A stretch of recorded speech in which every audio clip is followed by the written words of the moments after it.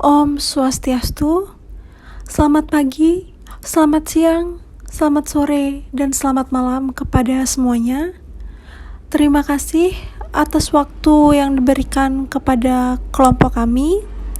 Perkenalkan, kami dari kelompok 10 kelas A akan menyampaikan mengenai formulasi dan cara pembuatan sediaan nasal spray.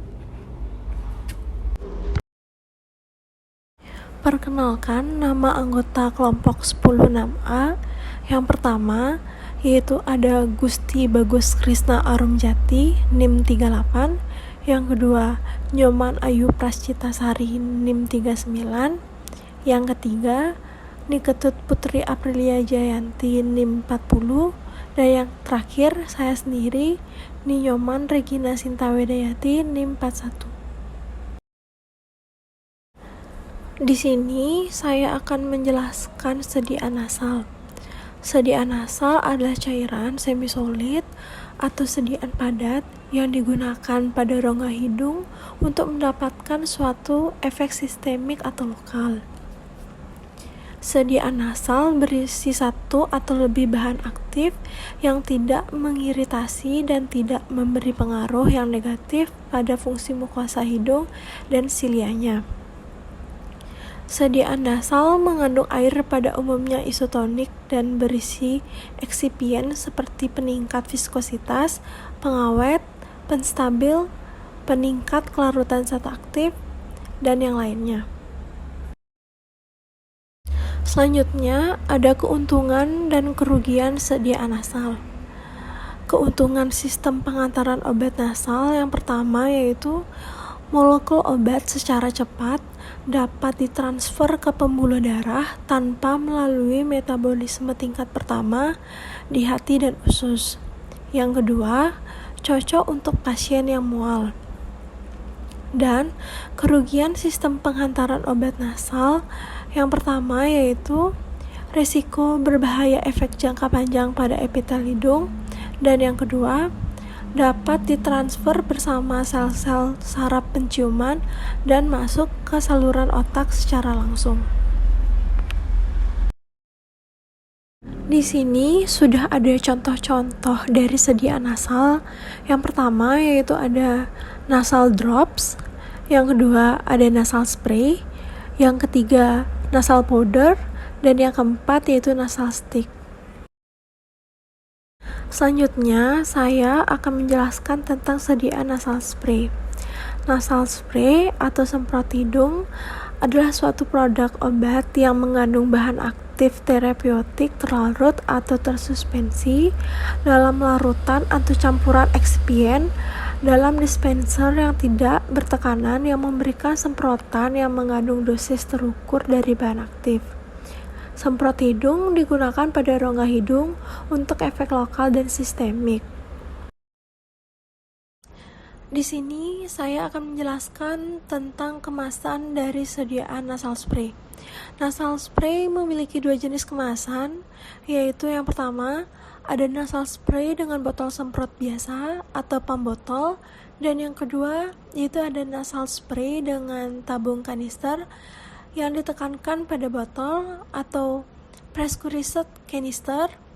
Bagian-bagian dari nasal spray dengan botol semprot biasa atau pump botol seperti pada gambar di samping, yaitu yang pertama ada penutup botol di mana fungsinya adalah untuk melindungi pompa penyemprot. Dan yang kedua yaitu ada pompa penyemprot yang terdiri dari tip pompa semprot dan leher pompa semprot, di mana fungsinya adalah sebagai media untuk menyemprotkan larutan obat yang di dalam botol semprot. Dan yang ketiga yaitu ada badan botol yang dimana fungsinya adalah sebagai tempat penampungan larutan obat. Selanjutnya ada aspek-aspek sediaan nasal spray. Mekanisme dan komponen pompa pengukur dan produksi semprot yaitu ada mist, orifice, nozzle, dan jet, di mana digunakan untuk pengiriman formulasi obat yang dapat direproduksi. dan ini dapat dibuat dari banyak bagian dengan desain berbeda yang dikontrol dengan tepat dalam hal dimensi dan komposisi. Energi diperlukan untuk dispersi formulasi sebagai semprotan. Hal ini biasanya dicapai dengan memaksa formulasi melalui hidung aktuator dan lubangnya. Formulasi dan sistem penutupan wadah, yaitu ada wadah, penutup, pompa, dan setiap kemasan pelindung, secara kolektif merupakan produk obat. Desain sistem penutupan wadah mempengaruhi kinerja dosis produk obat.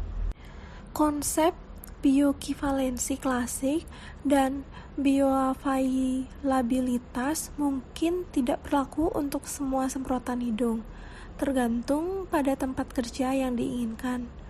Dosis yang diberikan biasanya sangat kecil, sehingga konsentrasi darah atau serum umumnya tidak terdeteksi oleh prosedur analitis rutin.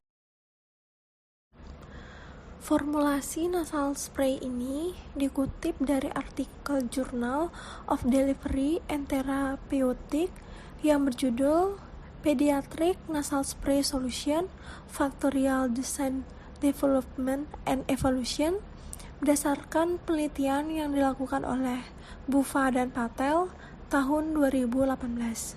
Seperti yang terlihat pada tabel, bahan-bahan yang terdapat pada formulasi ini adalah silometazoline 5 mg, sodium cholate 0,105 gram, PEG 400 1,3 mili, sodium CMC 0,01 gram, gliserin 0,15 mili, metilparaben 0,0033 gram, NaCl secukupnya, purified water secukupnya sampai 10 mili. Bahan aktif persediaan nasal spray pada formulasi ini adalah silometazoline, di mana silometazoline merupakan golongan imidazol yang bekerja pada reseptor alpha adrenergic arteriole mukosa hidung yang menyebabkan penurunan aliran darah sehingga mengurangi pembekakan turbinat hidung. Silometazoline dalam sediaan semprotan intranasal dekokstan hidung sering digunakan untuk mengurangi peradangan mukosa hidung pada rinitis alergi. Bahan-bahan tambahan yang terdapat pada formulasi nasal spray silometazoline ini adalah yang pertama yaitu ada sodium cholate sebagai enhancer absorpsi. Yang kedua yaitu ada PEG 400 sebagai pelarut dan enhancer absorpsi. Yang ketiga ada gliserin sebagai pelarut. Yang keempat yaitu ada sodium CMC sebagai peningkat viskositas. Yang kelima yaitu ada metilparaben sebagai pengawet antimikroba. Yang keenam yaitu ada NaCl sebagai pengisi tonis dan pendapar. Dan yang ketujuh yaitu ada purified water sebagai pelarut. Selanjutnya di sini ada cara pembuatan sediaan nasal spray. Yang pertama yaitu siapkan alat dan bahan yang akan digunakan. Yang kedua, silometazoline ditambahkan air sebanyak 5 mili, kemudian diaduk sampai larutan menjadi jernih. Lalu ditambahkan sodium CMC dan sodium cholate sambil diaduk hingga homogen. Selanjutnya ditambahkan metilparaben, diaduk sampai homogen, kemudian ditambahkan gliserin dan PEG sambil diaduk dan aduk selama 2 menit. Lalu ditambahkan NaCl, kemudian dihomogenkan kembali. Selanjutnya dilakukan pengukuran pH dan pengukuran volume sesuai yang diminta. Dan yang terakhir, larutan yang sudah disiapkan disaring atau difiltrasi. Di sini ada evaluasi mutu fisik sediaan nasal spray. Yang pertama yaitu ada kejernihan, di mana warna dan kejernihan diperiksa secara visual terhadap permukaan hitam putih di bilik inspeksi. Yang kedua yaitu ada pH. pH diukur dengan 3 kali replikasi menggunakan pH meter digital.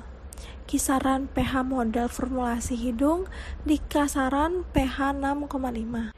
Yang ketiga yaitu ada viskositas, di mana viskositas memiliki pengaruh terhadap dwelling time formulasi yang berhubungan dengan kecepatan absorpsi obat melalui mukosa hidung, diukur menggunakan Broik-Veil viskometer.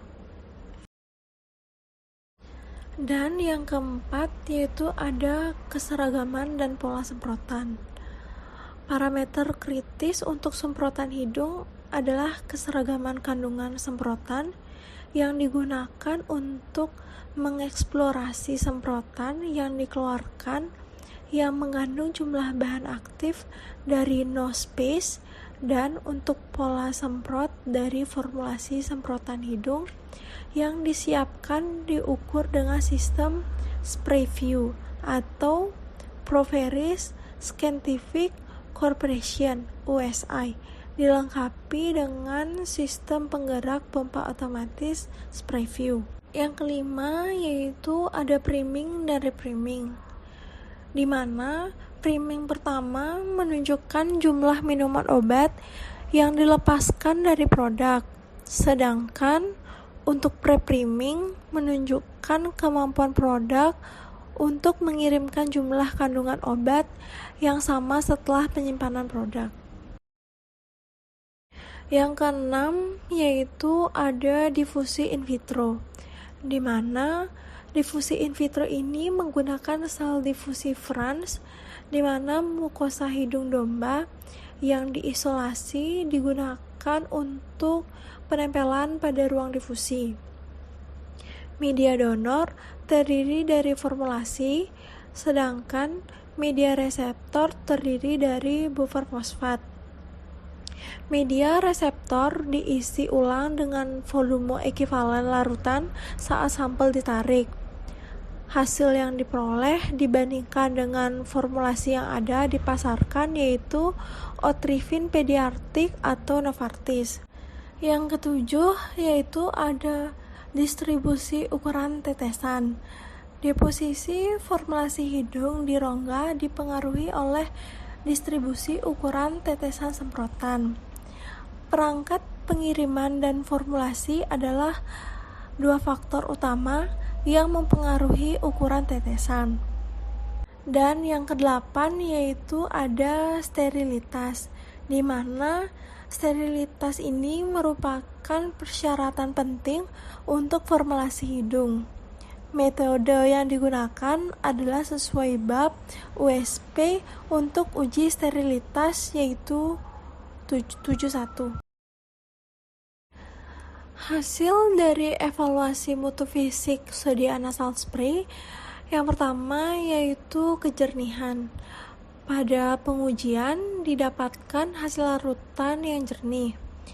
Yang kedua yaitu pH, di mana pH formulasi untuk batch PFE adalah 6,5. Yang ketiga yaitu ada viskositas. Viskositas dari formulasi batch VFE berdasarkan pengujian menggunakan Broik-Veil viskometer adalah 19,33 kurang lebih 0,57. Yang keempat yaitu ada keseragaman dan pola semprotan. Hasil berada pada kisaran 95 sampai 102%, dan untuk pola semprot pada data menunjukkan bahwa pompa memberikan obat yang diperlukan dengan cepat tanpa ada kekhawatiran. Selanjutnya yang kelima yaitu ada difusi in vitro. Difusi in vitro ini dilakukan pada 5 wadah berlabel C1 hingga C5. di mana pada setiap wadah digerakkan pada jarak 3 cm dari lubang penggerak. Pemindaian tunggal digunakan untuk melakukan distribusi ukuran tetesan pada fase stabil semprotan yang dikembangkan sepenuhnya. Hasil yang diperoleh berada pada kisaran 51,63 sampai 58,90 meter. Yang keenam yaitu ada studi priming dan repriming. Hasil yang diperoleh masing-masing adalah 101,2% dan 98,1%. Untuk aktuasi pertama, studi ini merujuk bahwa hanya satu persyaratan aktuasi sebagai priming karena hasil yang diperoleh lebih tinggi dari 95%. Nilai paling kecil untuk repriming dalam 5,10 dan 30 hari diperoleh sebesar 97,6%. Sedangkan nilai ekstrim yang diperoleh adalah 102,2%. Dan yang terakhir, yang ketujuh, yaitu ada sterilitas, di mana uji sterilitas PFA batch formulasi yang dioptimalkan dilakukan sesuai kriteria OSP menggunakan wadah PC8. Uji sterilitas menunjukkan tidak adanya pertumbuhan mikroba yang menunjukkan bahwa formulasi tersebut steril. Berikut adalah contoh dari cara pengisian larutan nasal spray pada skala industri.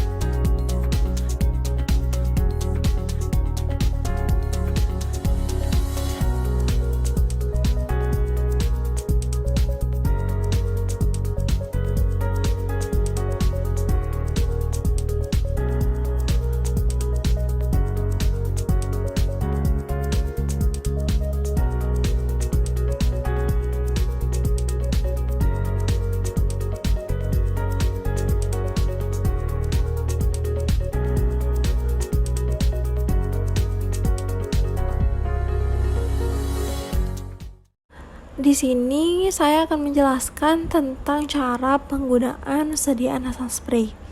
Yang seperti pada gambar yang pertama, yaitu cuci tangan, kemudian dibersihkan hidung. Yang kedua, kocok botol dengan perlahan, lalu miringkan kepala sedikit ke depan. Selanjutnya, tutup salah satu hidung, letakkan tip 0,5 sampai 1 cm pada hidung. Selanjutnya, jangan semprotkan secara langsung ke bagian septum. Tahan posisi botol dan semprotkan 1 kali tanpa ragu dan bernafaslah secara perlahan. Ulangi langkah 3-6 pada hidung lainnya. Lalu bersihkan tip dengan tisu, keringkan dan tutup kembali.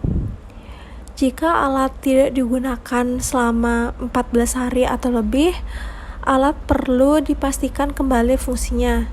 Jika tidak berbentuk droplet yang baik, bersihkan tip. Berikut adalah pustaka yang kami pakai, seperti yang terlihat pada slide. Sekian dari kelompok kami. Mohon maaf jika ada salah kata, disengaja maupun tidak disengaja. Sekian, terima kasih. Om Santi, Santi, Santi, Om.